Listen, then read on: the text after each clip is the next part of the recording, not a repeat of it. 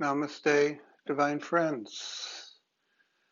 I'm here to talk to you about time, specifically Vedic time.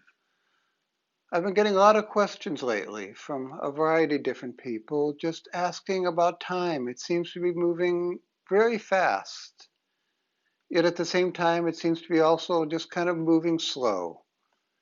And we really have a lot of unprecedented things going on here in the year 2020 that just sort of popped up, and we don't know where we're going, where it's going to end, how this works. And so I thought I'd put together a little talk on Vedic time.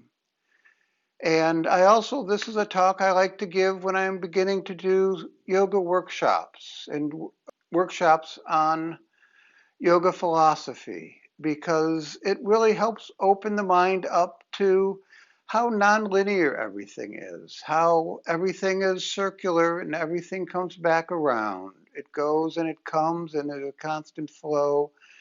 And you look at a little piece, even if you look at a circle over a short piece of distance, it looks like a straight line. So when you look at something zeroed in very close, it looks like a straight line, so we think time is linear. But as you look around and get bigger and bigger, you see how everything, is curved. Everything's a circle, and circles keep coming back to their starting point. So we're going to start very basic, very easy. I found when you're teaching very new material, it's very useful to start with a common basis. Start with something easy, everybody agrees with, get people's head shaking, and then slowly build the thesis. We'll build it up little by little and quickly get into hopefully some new territory, some new things you haven't seen. Then we'll get together and wrap it up.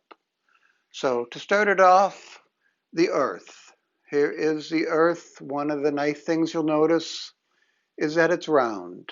The world is round, not flat. Another nice thing you'll notice is that it spins and it moves, and it also has an axis. It leans a little bit, about 23.5-degree tilt right now. So very key things. And our basis of time for today's talk is a day. A day is the Earth spins on its axis, and one day the Earth spins around. We go from light to dark. We go from day to night, just from the rotation of the Earth. Very simple, very basic. And we also have the moon rotating around the Earth. One rotation of the moon gives us 1 month, complete rotation of the moon as it goes around the Earth. The third time scale, as we move quickly through, is a year. What's a year? A year, the Earth starts off at one side of the sun. Sun is over here, and the southern hemisphere gets most of the sun, so it's summer here on the southern hemisphere. And then 6 months later, the Earth goes over to the other side, still tilts, the sun's over here, and the northern hemisphere's in the summer. And then while it's rotating and spinning and the moon's going around the Earth and the Earth is spinning on its axis and the tilt of the axis is going around the sun, we end up with a single year. And that's the average lifespan, or actually the peak lifespan of humans on Earth right now, you can say is like 120 years. And so we have days, we have months, we have years, we have a 120-year lifespan. So what comes next? Let's keep going. Let's get down and look at some of the papers. We need to get on do a desktop talk. So let's switch over and look at some slides. So we're talking here about time, about how one rotation of the Earth is a day, how one revolution of the moon around the Earth defines a month. Let's keep going.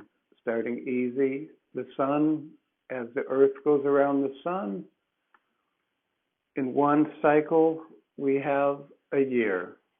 That's pretty basic. Let's keep going. Axial precession, new topic for many, but we showed that the Earth axis is at a 23.5-degree angle from vertical. It's that angle of the axis that gets us our seasons. When we're in the summer in the northern hemisphere, the sun is predominantly pointing towards the top of the angle. And during the winter time, the bottom part of the earth is leaning towards the sun. And so that's how we have winter and summer. But we also have an axial precession as the North Pole points towards different parts of the sky. And this precession is about a 24,000 or 26,000 year cycle. And it just revolves around in a circle, an oval. It hasn't really been clarified, the shape. I have a feeling it's some type of ellipse because everything in the universe is an ellipse. As it goes through, it points to each of the 12 signs of the Zodiac. And whatever signs of the Zodiac the North Pole is pointing towards is really our sign. So you can look at it, a top view of the Earth, and we are here. Right now we are entering the age of Aquarius as we just finished Pisces. And right now we're going to assume a 24,000 year cycle just because it makes the math easier. And the goal here isn't to get bogged down into numbers as much as to get the overall concept. So at year 0, we were kind of transitioning between Aries and Pisces. And you get a lot of signs of that. You go through the Bible, it came out at year 0. There's a lot of fish symbolisms. As we talk about, the symbol for Christianity is a fish. There's a lot of fish signs out there. And you go back even further to 2, 4, 6, 8, 12,000 BC. Aries, we did that transition around 2000 BC, and there's a lot of writings in the Old Testament about rams. And even 4000 BC, the Egyptians, there was a lot of bull symbolism out in the literature. And so you can see how this axial precession, as we work through each of these, kind of controls, overrides a lot of the literature, a lot of the thinking. And so we go back, Gemini, Cancer, Leo, 12,000, that's 12,000 AD and 12,000 BC in this cycle, depending on which way you're going. So that's why it's easy to look at a 24,000 year cycle. And it's really nice to look at this because you can say, oh, there's a lot of things, a lot of lineages that go back 12,000 years. So we kind of go half a cycle back up to the top. And you can look and see, oh yeah, 8,000 and 10,000 years ago is about when they were attributing the pyramids. So we have this whole precession, and it keeps going around at 24,000 years from the beginning. In the year 12,000 AD, we'll be back at a Virgo Libra transition, and they're continuing to go through. And this is fairly known in the astronomy circles. The next step is Yugas. Yugas also run in a 24 to 26,000 year cycle. These are a little more esoteric, and there's 4 main yugas. You've probably heard of them. You have Satya Yuga, Treta Yuga, Dwapara Yuga, and our favorite Kali Yuga. We've heard a lot about Kali Yuga because that's the area we're leaving right now. But Satya Yuga, Satya means truth. Satya Yuga is the golden age, the age of the truth, when everything is just amazingly beautiful. Treta Yuga, the best definition I can find, is slightly diminished. They say a 3-to-1 ratio of virtue to sin. It's just not quite up to golden age. Dwapara Yuga is tainted.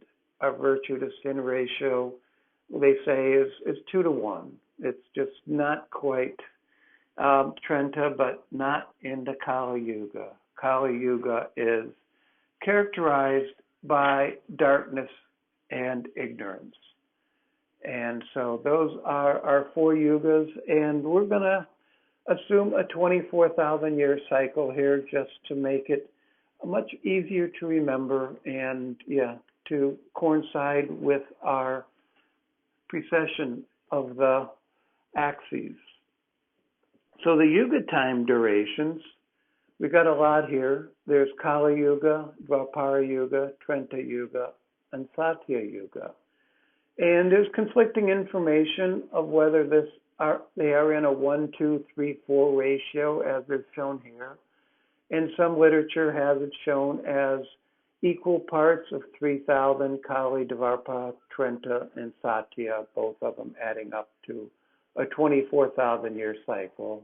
Some literature also puts in a 300-year transition period between each yuga so that you can get up to 26,000 years.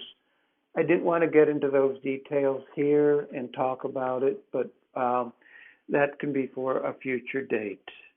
So as we go into those yuga durations, dividing it up the pie this way, and we have Kali Yuga at the bottom, 12,000 years, Dvapara, 2,400, Trenta, 3,600, and Satya Yuga sitting at 4,800 years. And so the big question now is, again, where are we? And we have the descending cycle, again, as we saw in the precession of the axes, we have the descending axes of Satya, Trenta, Dwapara, and Kali. And once we hit the bottom of Kali Yuga, we start our ascending cycle, and we go back up, Kali, Dwapara, Trenta, and Satya. And we are right here on this drawing, a lot of different drawings, a lot of different time scales, depending on how you're looking at it.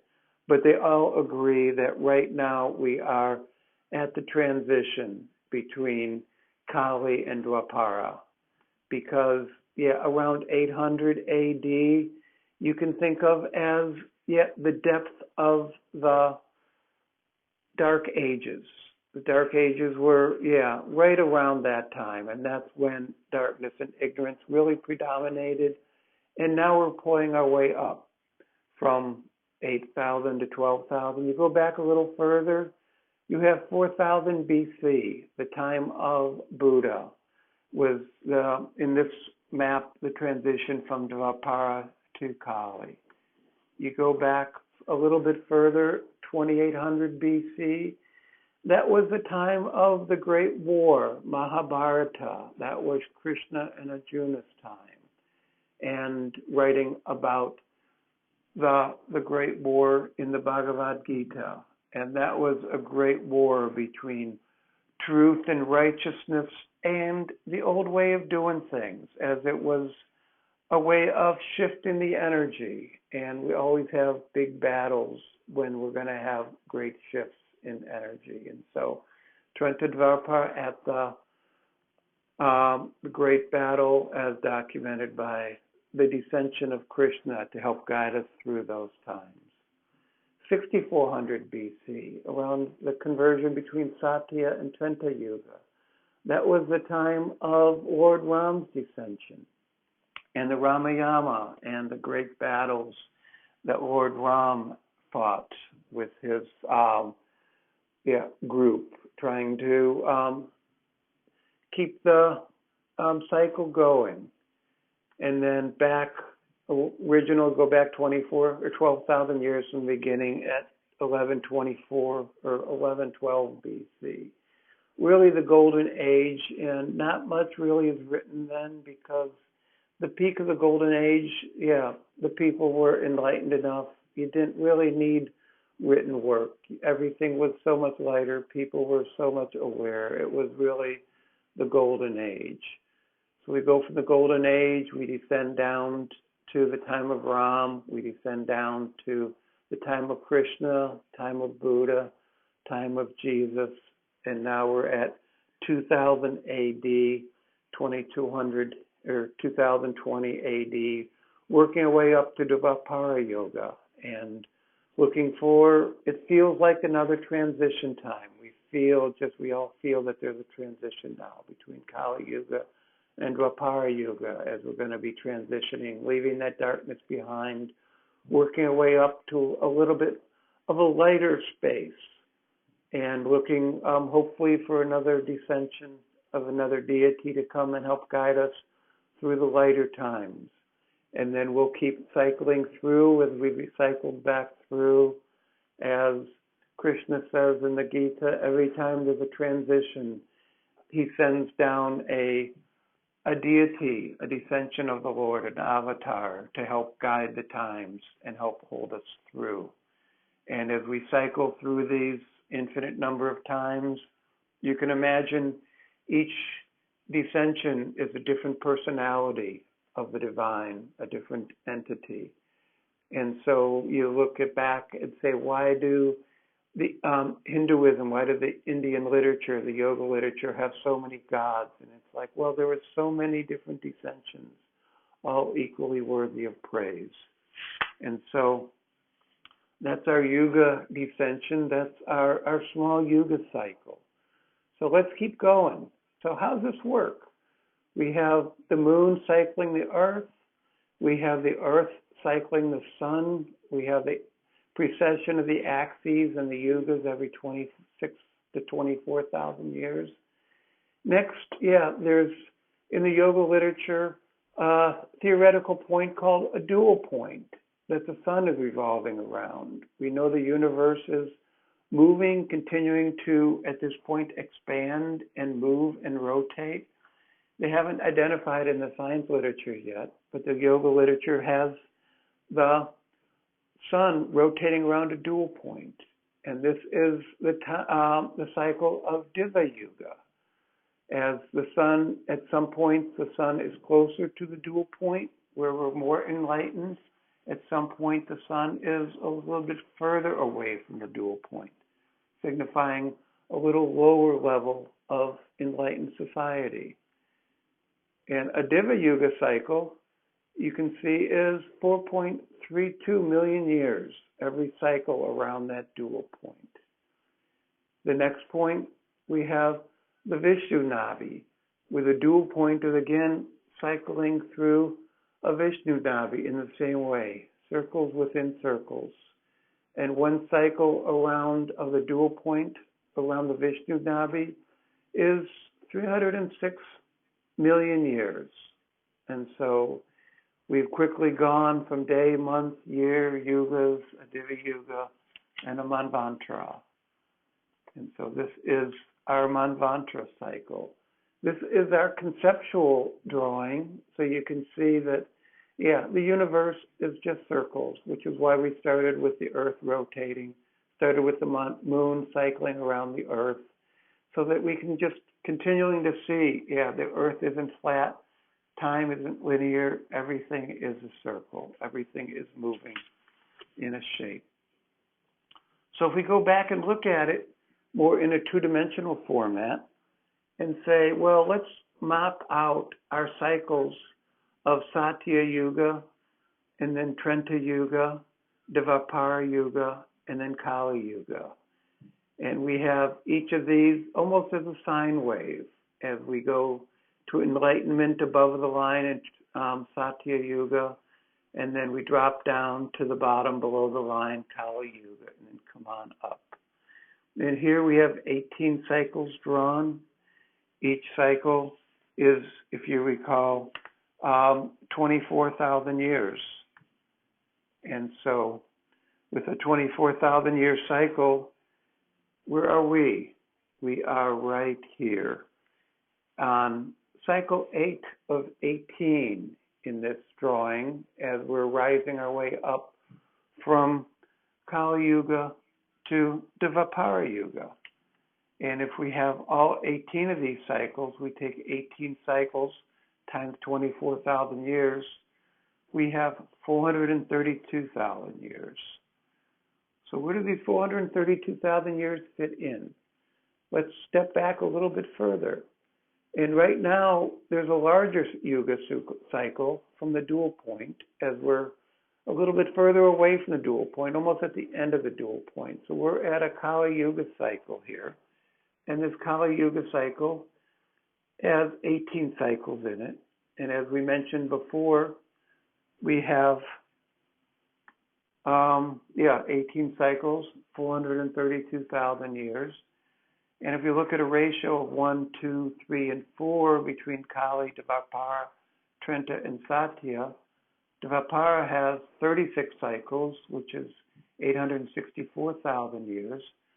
Trenta Yuga, 54 cycles of 1.3 million years.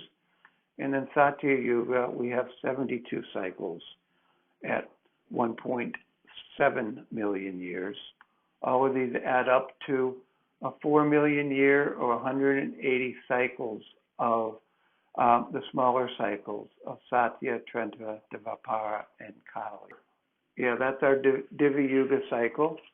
So what's next? We have our Manvantara Yuga cycle as we go around our Vishnu Navi point, and we go around those 71 cycles.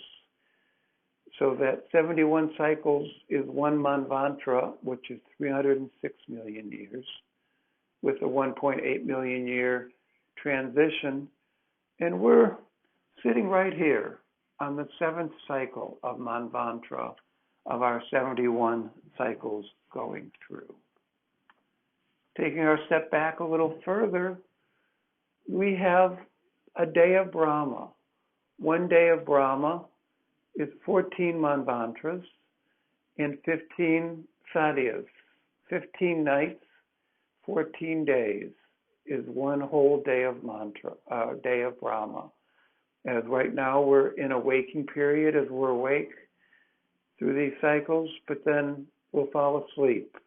Brahma will sleep, we'll have a time of rest, and then wake up back again for another cycle. So one day of Brahma becomes 4.32 billion years. And there we are, right there. But step back a little further to the life of Brahma. How long does Brahma live? Brahma lives 36,000 days and 36,000 nights. And if you look at that in terms of our lives and say, well, if a day is a year in round numbers is 360 days, then the life of Brahma is about 100 years. So the life of Brahma, 100 of our 36,000 days and nights is one day and night for us. And so the whole life of Brahma, 311 trillion years. And you hear the saying, yeah, one day is just a blink of the eye to God.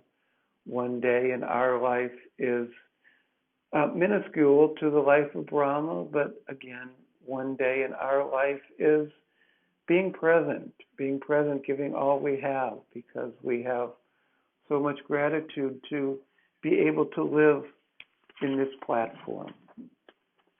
So that is quickly going from small cycles to big cycles to huge cycles, and we are here. So let's step back, quick review.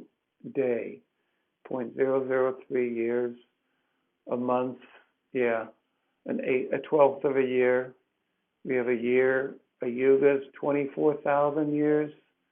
Divi Yuga, 4.32 million years. Manvantara, 306 million years. We have circles within circles, a day of Brahma, 4 billion years, and the life of Brahma, 311 trillion years. It's enough to make you feel insignificant, but then it's also enough to make the day's issues feel less significant, because the earth is going to keep going, the sun's going to keep cycling. But also, it's also not insignificant, because you realize that we're here on earth, we're here for a reason, and we'll be here until we're done being here. But this platform, this firmament, this world that we live in, that is presented here for our opportunity for growth, for understanding, will always be here. And it's just our opportunity to come in, grateful to have this opportunity, And when we progress out, we'll be grateful to have had this opportunity to come in and then leave. And so that wraps up our talk. We've went from 1 year went down to a day is 0.03 years. We have a month is a twelfth of a year. We've got a year. We have Yugas and the precession of the axes at 24 to 26,000 years.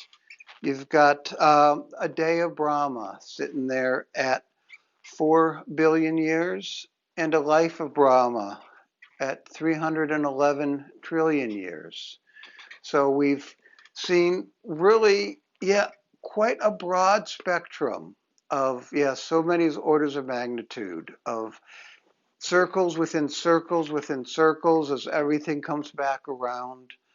And really, what does this mean? How do you apply this? Since we only live on the earth, yeah, maximum 120 years, what does it mean? And really, that's what we want to get into here. It's like the real meaning is that one is of gratitude.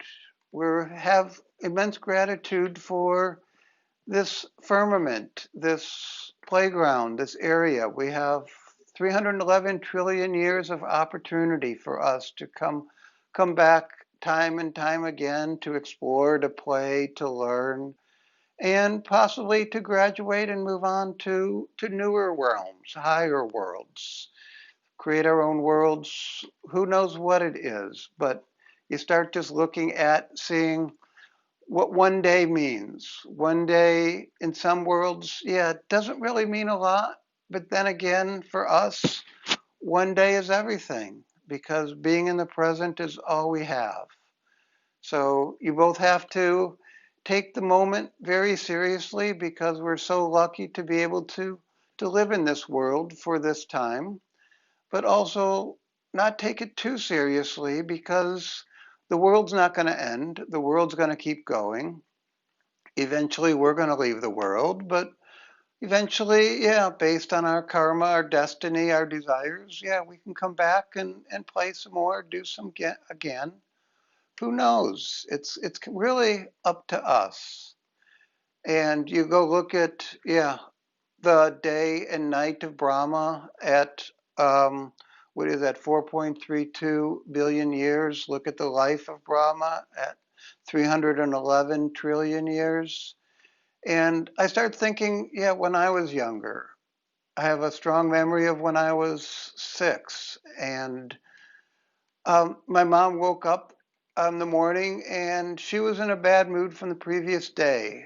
And I was really blown away because it was the first time I can remember seeing a previous day's result affecting today. I always looked at each day being a discrete event and not seeing the connectivity between days. And that was really enlightening to me. And we can look at it the same way and say, well, a day of Brahma is 4.32 billion years, but still you have the night and the next day. The next day, since it's day and night, there's still going to be some continuity between night and day. And then you look at the life of Brahma at 311 trillion years, and you say, well, that's a life. Does it end? What happens after 311 trillion years? But it's like, yeah, just like Brahma, just like us, life on Earth ends and then it comes back in another form. And we know we carry things from previous lives up to these lives. We gratefully don't remember all those details, but they're latent impressions in us that we carry through. In the same way, you can, yeah, know that Brahma's latent impressions are going to carry through from one life to the next. And so we're going to continue. And when you start looking at eternity, and that's kind of what we're looking at here, is it's like you live forever. We're going to be in heaven, be wherever for eternity. What does eternity look like? Is it 100 years? Is it 1,000 years? Is it a million, a billion, a trillion? We have a map up to 300 trillion years and know that even that's not the end. So with the upcoming election, if your candidate wins, great. If it doesn't win, yeah, we all know it's going to be the end of the world, but it's not going to be the end of the world. It's just going to be a continuation of where we're at, and things are going to keep going. The earth is going to keep spinning around its axis, rotating around the sun, going through the precession of axes. So we've got a big playground that we're working in. So take heart and enjoy and live each day to the most, but don't overfret the details, because those details get washed out. It only matters on how we take care of ourselves and how we take care of all of those around us. So that's our final message for today. Thank you for your attention. Namaste.